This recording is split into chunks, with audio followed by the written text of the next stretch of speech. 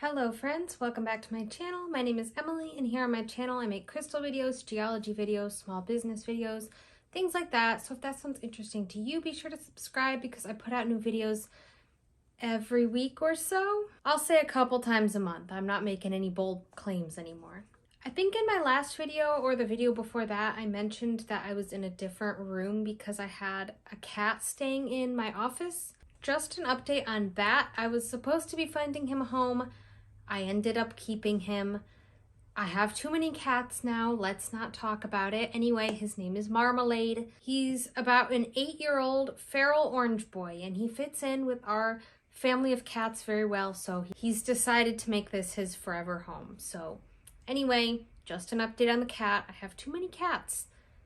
So let's get on with the video. Today we're going to be talking about some commonly mislabeled crystals on the market and how to identify them. Now, these mislabeled crystals are all real, genuine stones. They're not fake or man-made or lab-grown. These are all real stones that commonly get mislabeled as other real stones. I do have a couple of videos already made about fake crystals and heated or dyed crystals, so I'll have those videos linked above and down below as well. Also, I do have my own crystal shop, cosmicgeology.com, if you are looking to purchase any real, genuine, not mislabeled crystals. So let's get right into it. The first one is K2 jasper. K2 jasper is actually only found in one place on Earth, which is Pakistan, and it is named after the K2 mountain. And actually, jasper is not the proper name for this because K2 jasper is not a true jasper. It is actually blue azurite in granite, and sometimes you can even see green specks of malachite as well. It's kind of crazy to me because K2 is such a unique looking stone with its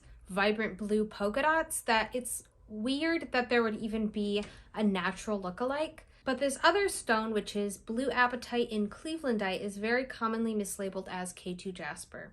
This material is originally from Madagascar and it is often sold out of China as K2 jasper. You can tell the difference because the genuine K2 has black spots in it, which is the mineral biotite mica in the granite, and the fake apatite and clevelandite typically does not have these black inclusions. The fake also appears more dull in color, and I've noticed the circles aren't as well defined as genuine K2. They appear more elongated or splotchy. A good way to tell if your K2 is genuine or not is to check with the seller on where it was sourced from. If it was sourced from Pakistan, then you know it's genuine K2, and if it wasn't and it's from Madagascar or even China, then it's probably apatite and clevelandite. Now, I know this video isn't about heated, treated, or dyed crystals, but I just wanted to sneak this in here that there is dyed K2 jasper on the market. Granite is very common on Earth and K2 jasper is extremely rare, only found in one location. So of course it's inevitable that people are going to take standard granite and try and dye it blue to imitate K2 jasper. Surprisingly, most of the K2 I've seen out there is genuine, but you can tell that a lot of the beads and jewelry, which is the typical culprits for being dyed, have more splotchy, uneven blue patterns, not well-defined spots, and that's definitely a red flag that these pieces have been dyed. Apatite and clevelandite being mislabeled as K2 jasper is an extremely common mislabeling situation that you'll probably see extremely often. Even reputable shops are getting this mixed up, so definitely be on the lookout. This next one can be tricky because sometimes these two minerals are intermixed together, and even on their own they can look extremely similar. So we're talking about peach moonstone and sunstone. Both sunstone and peach moonstone are a part of the feldspar mineral group, therefore they do look very similar and they are sometimes even formed together. In many cases, the peach moonstone on the market does contain sunstone in it. Peach moonstone is identifiable by its silvery flash, whereas sunstone has more of a speckled, orange, or rainbow flash. For peach moonstone, some of the pieces may even be more on the grayish-brown side, but most are distinctly peachy colored. Most pieces of peach moonstone do have this silvery flash, but some pieces don't have flash at all. Standard quality sunstone is more of a beige tan colored with orange patches, and within these orange patches, this is where the sparkle can be seen. High quality sunstone can be fully orange with lots of flash and sparkle. I do have a whole video about orange crystals that are very commonly mislabeled, which I will have linked, where I go into more detail about peach moonstone versus sunstone versus orange calcite, which is actually very commonly called sunstone. So I will have that video linked if you'd like to learn more about these crystals specifically. Next up, we have one that is also very common, especially amongst reputable and established crystal shops. For some reason, I still see this being mislabeled, which is Peruvian rhodonite and rhodochrosite. This is understandable because they do look kind of similar, and rhodochrosite and rhodonite can both come from Peru. Many people think of a more vibrant hot pink variety of rhodonite and maybe aren't familiar with this lighter colored version that comes from Peru, but these are both rhodonite, which is very different from rhodochrosite. So this is the Peruvian rhodonite. Very light pink color, which is maybe not what you're typically used to seeing from rhodonite. It always has these black little splotches. It has white in it as well, and an interesting swirly pattern. And this is rhodochrosite. It is very easily distinguishable by its banding. The banding isn't always straight and parallel, as you can see here, but it doesn't really have those black inclusions as much. It is more tan and white, sometimes gray, sometimes it has specks of pyrite in it. But when you look at the two, you can definitely see the difference. Rhodochrosite is also much more peachy colored, sometimes even red, whereas this variety of rhodonite is always very, very pale. Rhodochrosite also has these more translucent gemmy bits that you'll really never see in this type of rhodonite. So I guess they kind of look similar, but it's pretty easy to tell the difference when you look at them side by side once you know that this is rhodonite. This next one is one that I feel like is almost mislabeled more often than it is correctly labeled, which is this material being called black tourmaline when it's actually obsidian. This material is from Brazil, and even a lot of suppliers in Brazil themselves are labeling this as black tourmaline, but it's been tested and this material has actually been confirmed to be obsidian. I see this all the time being labeled as black tourmaline with hematite, black tourmaline with iron, or even with red jasper, but it's actually just obsidian. Like mahogany obsidian has that reddish color, that's what this is. I finally got to see this material in person, and it was definitely noticeably obsidian. It had like little chips in it, and you could tell that it was a glassy texture within. It definitely was not splintery, kind of like this is black tourmaline. It's very splintery even when polished, and this material just didn't have that kind of texture. Black tourmaline is also a lot heavier than obsidian if you're comparing a similar sized piece. Next up, we have celestite versus blue calcite. So a lot of the blue calcite on the market is labeled as celestite. When I first opened my shop, I was shopping for some of this material and it was labeled as celestite. So I bought it thinking it was celestite, and I was doing a ton of research to decide if it was really celestite or if it was actually blue calcite. I was like looking up all these articles and thinking about it so hard, but really it's very simple because celestite does not usually form large enough crystals to be polished into big pieces like this. So anytime you see a material that looks like this, like carved into a sphere or a heart or a palm stone or a tower, it's most likely blue calcite, even if it's labeled as celestite, because celestite is very fragile. It kind of crumbles really easily. So even if it's in a polished piece, like a sphere or a heart, it's usually very rough still. Like it's still in geode form. So if you see something that's perfectly polished like this, it's probably blue calcite. Celestite can come in polished and tumbled form, but it's pretty uncommon. Celestite tumbles look very smooth and glassy, almost like sea glass.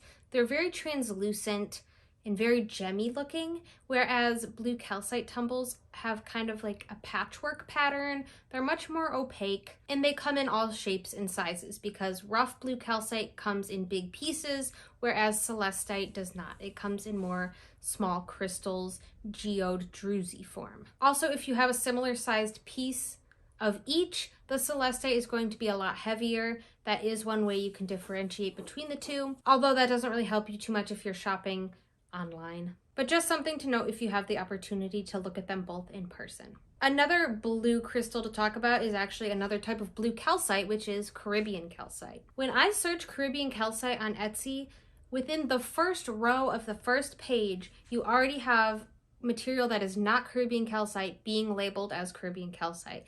This one is a huge situation. This mislabeling situation is still super common, and I'm not entirely sure why, because I don't feel like they look that similar. Once you know what Caribbean calcite looks like, they don't look that close. This material is not Caribbean calcite. It is not calcite at all. I haven't had this material in person, so I can't say for sure, but it appears to be like a sky blue quartz, or some people call it Chinese Amazonite. I'm not sure if it's quartz or Amazonite. It's hard to tell, not in person. And I haven't seen any test results about it, but I can say for sure that it is not Caribbean calcite. Caribbean calcite only comes from one location, another crystal that only comes from Pakistan. Back when I first started cosmic geology in 2020, this was one of the first crystals I got in my shop. I fell in love with it the first time I saw it. I had to hunt it down. That was back in 2020, and now in 2024, Caribbean calcite has kind of been mined out. At least the high quality material like this, you just can't find it on the market anymore. It's not really still being produced. It's very hard to find pieces of this quality still on the market. A lot of the pieces that are left out there are lower quality. There's still some nice ones, but it's just not the same as it was a couple years ago. So this is what Caribbean calcite looks like at its best. One way to identify Caribbean calcite from this sky blue quartz is the cut of the piece. Pakistan sellers cut the material in a way that is distinctly different from Chinese sellers. If you get crystals from Pakistan like calcites, lapis, serpentine, you'll notice they're cut in like a four-sided tower, whereas with Chinese sellers, you'll see this standard sized little tower shape. It's six-sided. They're all pretty much the same size. They're cute and little. You'll see like every material in this shape. This has been carved in China. You can see the ones from Pakistan are thicker, chunkier, but they're almost always this four-sided cut. So you can kind of narrow down where the material was sourced from based on the cut if you're looking at towers. With Caribbean calcite, you'll see a lot of banding, whether it be these white stripes of banding like the white and brown, or you may even see blue banding within the blue. With the sky blue quartz, you definitely will not see banding. The color is also just a little bit more dull, more of a grayish blue, kind of muddy colored. It may have these brown or white or gray inclusions. The color is just noticeably different if you look at them side by side. The sky blue quartz is more of a gray blue. Caribbean calcite is more of a bright, vibrant aqua blue. Caribbean calcite is also just typically more translucent, unless you're looking at a really low quality piece where it's very opaque, but normal to high quality Caribbean calcite is pretty translucent, pretty gemmy looking, whereas sky blue quartz is very opaque. Also, in comparison, the Caribbean calcite is going to be a lot more expensive because this material is getting more and more rare on the market, whereas sky blue quartz seems to be pretty common, easily accessible. It's going to be cheaper. Unfortunately, this mislabeling situation is rampant online, especially on Etsy, so definitely be on the lookout for anything suspicious if you're purchasing Caribbean calcite. Make sure you know where it's sourced from. It should be sourced from Pakistan, because that's the only place where genuine Caribbean calcite comes from. Lastly, Caribbean calcite also gets mistaken for blue aragonite. Calcite and aragonite are extremely similar minerals. They actually have the same chemical composition. They are both calcium carbonate. The only difference is their crystal structure is different, and calcite is a more geologically stable mineral over time than aragonite. Aragonite can actually turn into calcite over time in the earth. Caribbean calcite and blue aragonite are found together in Pakistan, so they look very, very similar, and it's easy to get them mixed up. It can even be a fine line on if a piece is aragonite or calcite. Low quality Caribbean calcite can look more like aragonite. Sometimes it's a little difficult to tell. In general, this blue aragonite is more opaque, whereas calcite is translucent. Blue aragonite typically also has a more vibrant blue color, and instead of banding like calcite, blue aragonite has more of a random swirly texture. Next up, we have sodalite and lapis lazuli, which look very similar and can be easily mixed up, especially by beginner crystal collectors. These two especially look similar if they're in a lower quality form, and especially in a small piece like a tumble. The biggest difference between these two is the color. The shade of blue is slightly different, plus lapis lazuli almost always has pyrite specks within it. So here is lapis and here is sodalite. They are very similar, but lapis is typically more of a brighter, vibrant, green-toned blue, whereas sodalite is a little more dull, gray, darker. With lapis, you may also see the specks of pyrite or other inclusions in array, like in a more banded form in some sort of formation, whereas Sodalite has inclusions and streaks and veining that looks totally random. You can see it better on this piece of lapis, that a lot of times these inclusions will be oriented in some sort of banding pattern, some sort of parallelness within them. So here's two different towers of each, 2 lapis, 2 Sodalite. You can definitely see the color difference. Sodalite is a lot more on the gray side. Of course, there can be some white inclusions within lapis, but it is more common in Sodalite. But again, if we're talking about lower quality pieces where they both have a lot of white, this can be really difficult to tell the difference. So you're gonna have to look for that slight color difference and the very prominent inclusion of pyrite within lapis. Sometimes Sodalite even has a bit of a shimmer to it. If you look at it under the light, it's shimmery, kind of like aquamarine or moonstone even. Now, normally a scratch test could be helpful in situations like this, but lapis's hardness is 5 to 5.5 and Sodalite is 5.5 to 6. So there's not that much of a difference there. So it would be kind of be hard to tell the scratch test if they're both around 5.5. If you want to do a streak test, lapis will have a blue streak and Sodalite will have a white streak. The streak in a mineral is the color of the mineral powder, which can be tested by dragging a piece of the raw mineral on a hard white surface to see what type of mineral powder comes off. So that's all I have for you today about commonly mislabeled crystals on the market.